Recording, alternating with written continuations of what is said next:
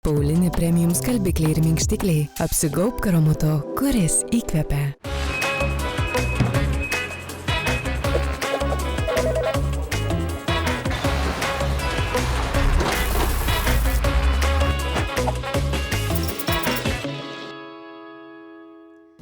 Sveiki, čia laida Noriu dirbti. Mes kalbame apie darbus, kuriuos galbūt jūs dirbate arba norėtumėte dirbti. Mes bandome sugriauti įvairiausius mitus apie profesijas. Šiandieną laidoje 2 mitai. Pirmasis. Ar tikrai ilgųjų reisų vairuotojų darbas iš tikrųjų yra toksai purvinas? Ar iš tikrųjų, kai jie išvažiuoja į kelią, niekas jais nebesirūpina? Pabandykime paneigti šį mitą ir pažiūrėkime, kokia yra kasdienybė ilgųjų reisų vairuotojų.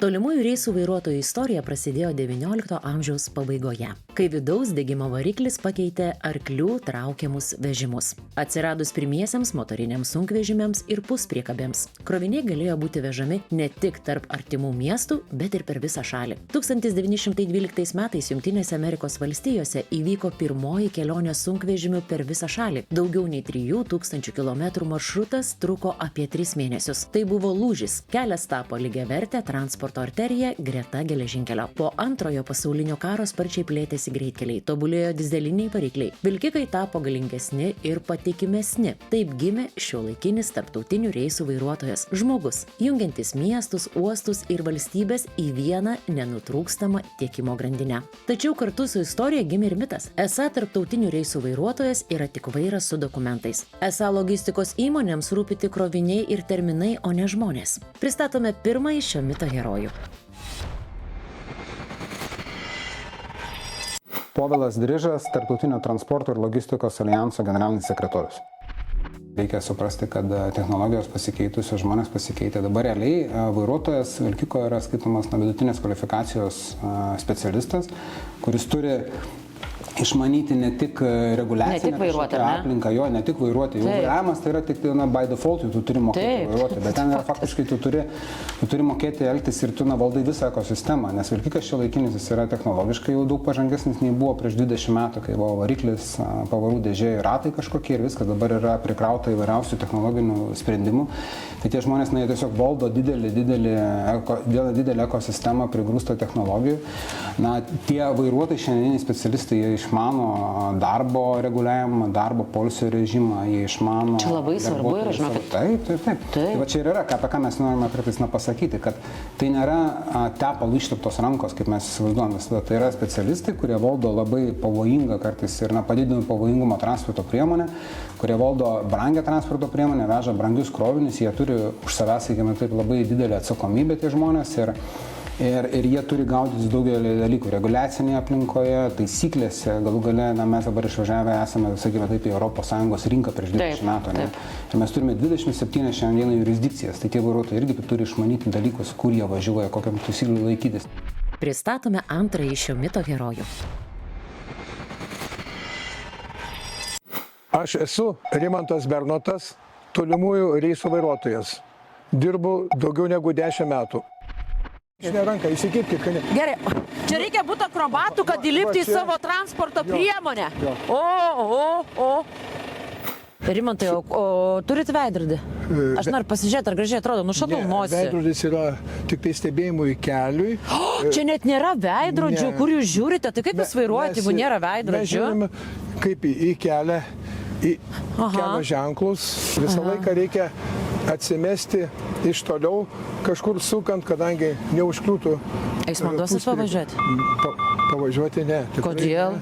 Todėl, kai jūs neturite teisų tokių, nemokat važiuoti su šito mašina, tikriausiai nemokat. Tai aš turiu pačiupinėti šitą automobilį, kad suprasčiau, ar aš galėčiau būti vilkiko vairuotoja ar ne? Jūs galėsit, žinot, kaip kai mes sustosim, galėsit atsisėsti, išjungus variklį, rankinį užtraukus, galėsit pavairuoti. Taip neįdomu. Būna visokių variantų, tačiau dažniausiai į reisus išvykstama porai mėnesių, o tuomet mėnuo skiriamas namams, sugrįžimui, artimiesiems, įprastam gyvenimo ritmui. Vis dėlto, kalbėdami apie šio darbo minusus, tolimųjų reisų vairuotojai dažniausiai mini vieną – ilgesį šeimai, kuris ilguose keliuose tampa didžiausiu išbandymu. Ir dar kaip pasilgstam ir Bet ta moteris sako, geras tas darbas, gerai moka, tai varyk atgal, ne į darbą. Ne, būna, kad širdį suspaudžia, žinok. Ne? Kartais tiesiog nori namo ir verkė, žinok.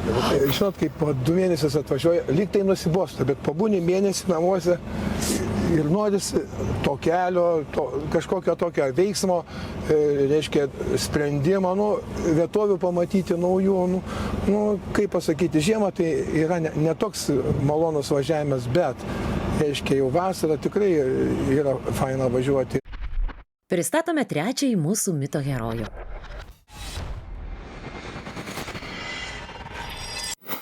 Sveiki, esu Kęstutis Baliulis, dirbu vairuotojų. Kęstuti, duos pavairuoti? Jau? Rimtai? Taip.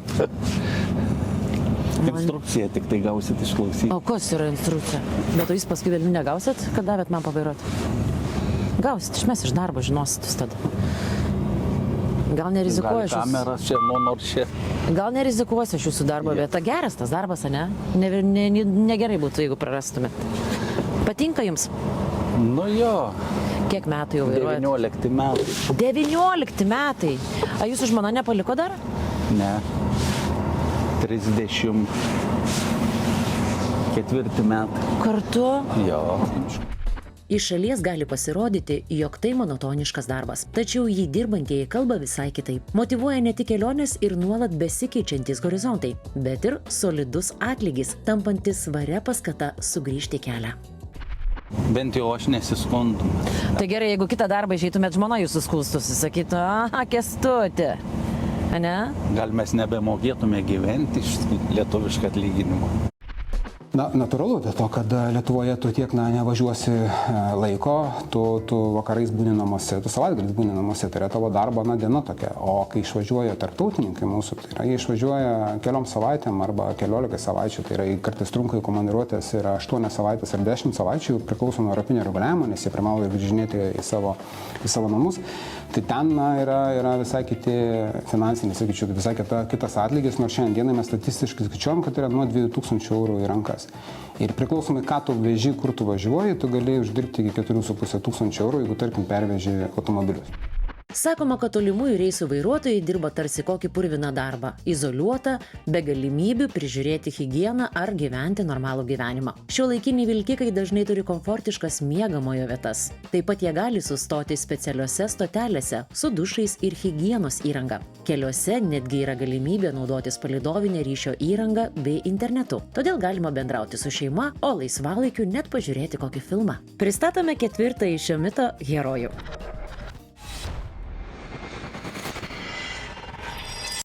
Sveiki, mano vardas Vilius Kinderis, dirbu vairuotojų ekspeditorių Hamburge.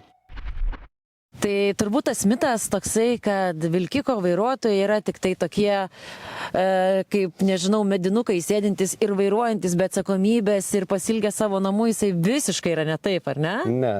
Jo, kad pasiliksti namų, tai tikrai. Taip, bet visa kita gyvenimas ir atsakomybės ir gyvenimo sąlygos, apie kurias kalba, kad yra neįmanoma, čia yra mitas. Jo, šiaip mitas. Iš tikrųjų mitas, nes naujos mašinos, ten tikrai patogu ir miegoti, ir autonominiai šildymai, ir kai vasarą karšta būna, galima ir duoti ir, kaip pasakyti, kondicionierių, neužkūrus automobilio, tai čia, manau, nėra problemų. Tik šneka. Tik šnekas, faktiškai tokie stereotipai seniau. Čia prieš 20 metų, kai būda, tai jo, ten važiuoda, aš iš senesnių gal tų kartų žmonių išgirstu, kad ten, sąlygos nekokios būdavo, tai jo, bet šiais laikais tai ne. O kodėl pats dirbi šį darbą? Nes patinka. Kas patinka? Vairuoti?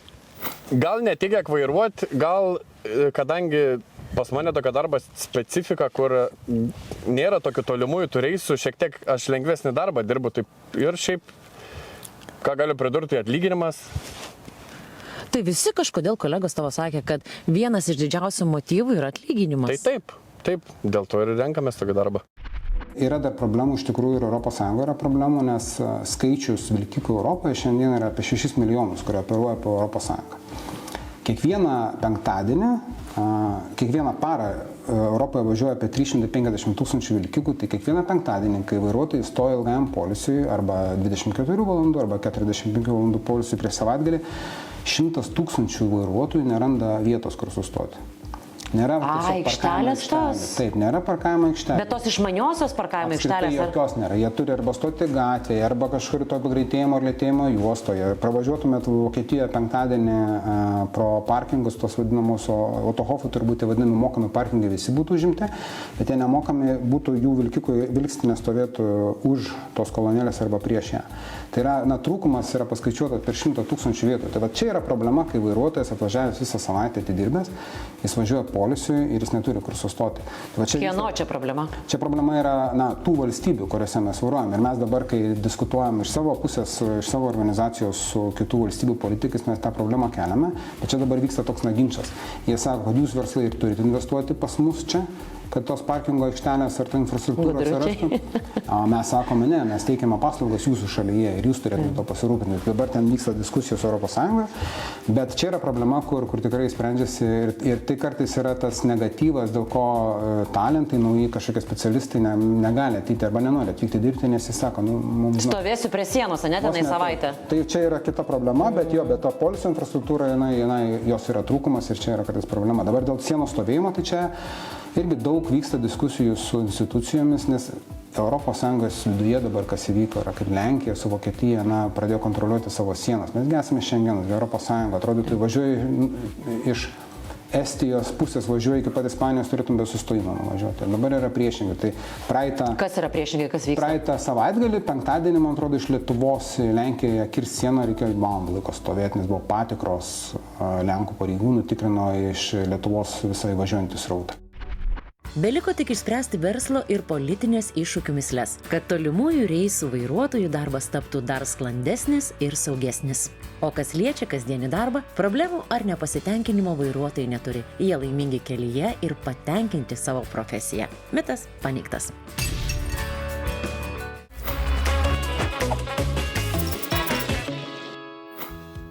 Sveiki, tik prisijungę prie laidos Noriu dirbti. Mes griauname įvairiausius mitus apie profesijas. Ir antrasis mitas mūsų laidoje labai jautrus. Labai jautrus. Apie orę senatvę. Apie tai, kaip galima linksmai nugyventi, gražiai nugyventi paskutinės mūsų gyvenimo dienas. Pradžioje nebuvo nei baltų chalatų, nei ilgų ligoninių koridorių. Buvo tik žmogus ir jo skausmas. Dar senovės civilizacijose šalia šventyklų atsirasdavo vietos, kur sergantieji galėdavo pailsėti ir sulaukti pagalbos. Vėliau viduramžiais prie vienuolynų kūrėsi prieglaudos. Ten žmonės buvo ne tik gydomi, bet ir maitinami, šildomi, slaugomi. Tai buvo pirmosios ligoninių užuomazgos, saugios vietos tiems, kuriems sunkiausia. Augant miestams ir tobulėjant mokslui, ligoninės tapo medicinos centrais. Atsirado higiena, aiški priežiūros sistema, profesionali slauga. O kai visuomenė ėmė gyventi ilgiau, prireikė ir kitokių namų, vietų, kur žmogus galėtų gyventi nuolat gaudamas pagalbą. Taip susiformavo slaugos namai. Ne kaip atskirties vieta, o kaip bendruomenės tęsinys tiems, kuriems reikia daugiau rūpesčio. Ir vis dėlto, iki šiol gyvas mitas, kad tokie namai yra slogūs, liūdni, šalti, tarsi paskutinė stotelė. Tačiau jų istorija kalba visai ką kitą. Jie gimė iš paprasto ir žmogiško poreikio pasirūpinti silpnesniu. Ir ši idėja, nepaisant visų laikų pokyčių, išliko iki dabar. Pristatome šio mito herojų.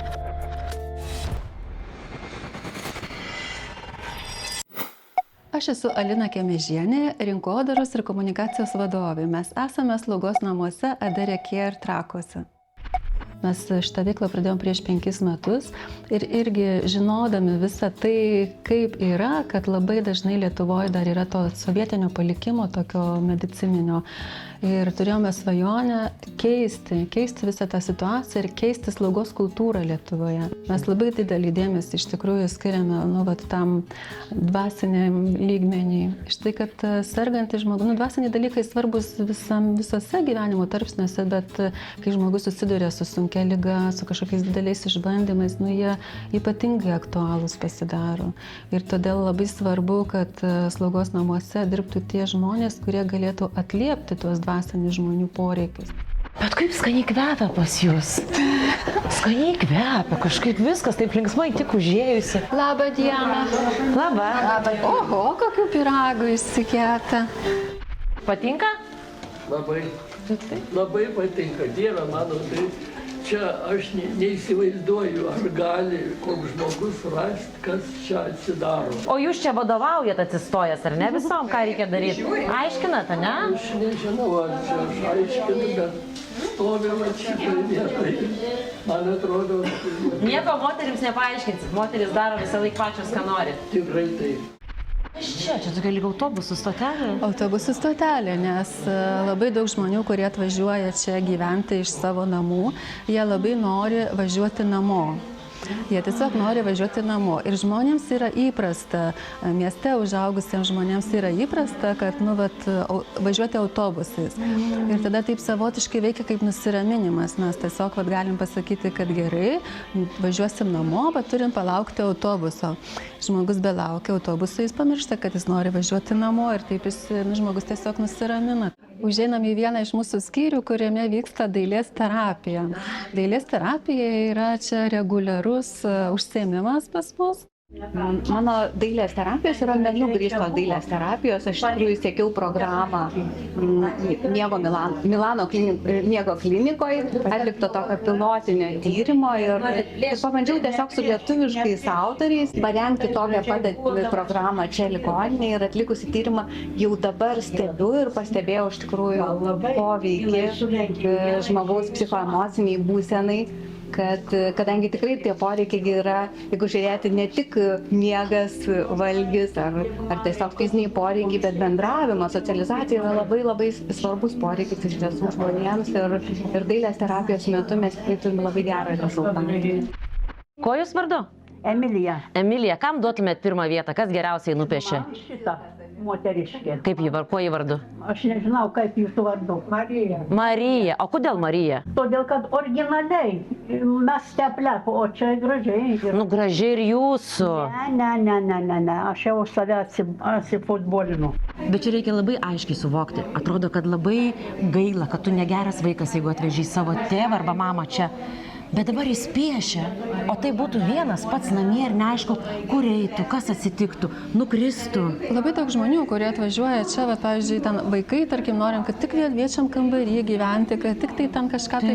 O tos močiutės, pavyzdžiui, sako, aš namie visą laiką viena prisibūnu, sako, aš kaip tik noriu su žmonėm bendrauti. Nori kompanijos. Pavyzdžiui, jeigu gyvena, tarkim, kokiam 5. aukšte ir negali į kiemą net išeiti, o čia vis tiek tave išveda ir pabendrauti, ir į lauką, ir į renginį, ir visur. Tai čia visai kita gyvenimo kokybė, aš taip sakyčiau.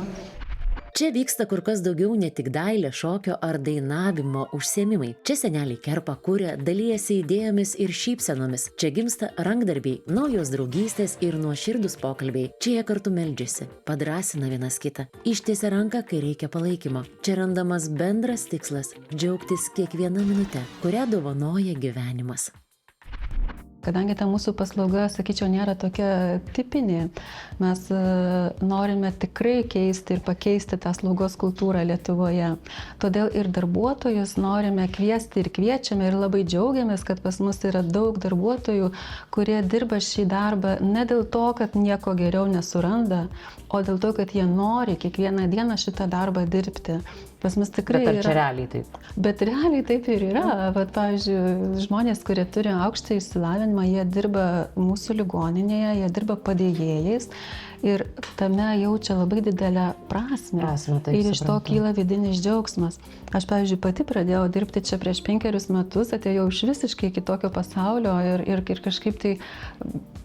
kažkaip pirmi tokie įspūdžiai buvo labai taip keista, kad dirbdavau čia, tiesiog dingdavo laikas kažkaip tai ir aš galvodavau, nejaugi už tokį darbą dar pinigus moka, ant tiek, bet kažkaip tai, tas prasmės jausmas kažkoks, tai, kad tavo ta diena nenueina veltui, iš tikrųjų, kažkokį tokį vidinį didelį džiaugsmą teikia. Tai kokie žmonės reikalingi dabar? Kokios būtent pozicijos reikalingos? Kaip sakiau, kad mes keičiam visiškai tą požiūrį į slaugą, tai mes norime, kad su mūsų slaugomais žmonėmis dirbtų žmonės, kurie turi išsilavinimą, tarkim, aukštą išsilavinimą, turi aukštą emocinę kompetenciją, turi patirties, kad jie būtų įdomus pašnekovai. Tiesiog labai daug žmonių neateidavo dirbti į slaugą vien dėl to, bijodami, kad, čia tie visi higienos dalykai, kurie man nepriimti. Kvepia, čia viskas kvepia. Taip, čia sanatorija. Taip, bet aišku, norint, kad tai būtų, tu turi įdėti didelės pastangas, kad kvepėtų, tu turi padaryti didelį darbą. Tai mes, pavyzdžiui, visus tuos higienos dalykus, ten žmonių maudymą ir panašiai, patikėm profesionaliom higienos komandom. Žmonės yra apmokyti dirbti ne tik, kad ten greitai kažką tai išmaudyti, padaryti ir eik toliau gulėti. Ne, mes, pavyzdžiui, maudydami taikom truputėlį spa elementų, žinoma, kiek tai įmanoma, tam, tarkim, kremukų ištepti ar ten galvą masažuoti, kad sergančiam žmogui netiek jau daug yra tų tokių malonių dalykų, ar ne, pavyzdžiui, tada galėtų būti bendravimas, valgymas, bet kažkokie tai spa, kažkokie tai momentai, ar ne, tai labai norisi to padaryti. Tai dabar, jeigu, tarkim, apie tuos darbuotojus, kurių mes tikrai laukiam, kviečiam ir džiaugiamės, kad tokie pas mus ateina, tai, sakau, tuos patirtį, būdo savybės, išsilavinimą, emocinę kompetenciją turinčių žmonių, kurie būtų tiesiog senelio draugas, senelio padėjėjas, kad padėtų tam žmogui gyventi savo gyvenimą. Buvo toksai laikas Lietuvoje, kai į slaugos ligoninės dirbti ėjo tie žmonės, kurie galbūt nelabai rado kur kitur nueiti. Mes sakom, ne, gana, mums visai ne to reikia, nes įsivaizduokim, pavyzdžiui, kad kažkada ateis laikas, kai dabar mūsų tėvams reikia, ar prireiks, kažkada ir mums patiems reikės, tai ko mes norėtume, kas šalia mūsų stovi, ne? Taip, ir mes sakom, ne, mes norim įdomaus pašnekovo, mes norim tokio žmogaus, kuriam nuoširdžiai, tarkim, ligonis rūpi, ar ne? Visai netrukus tokie namai atvers duris ir Vilniuje. Čia laukiami tiek slaugos profesionalai, tiek žmonės, kurie dar neturi patirties, bet nori dirbti prasmingą, rūpesčio ir žmogiškumo kupiną darbą.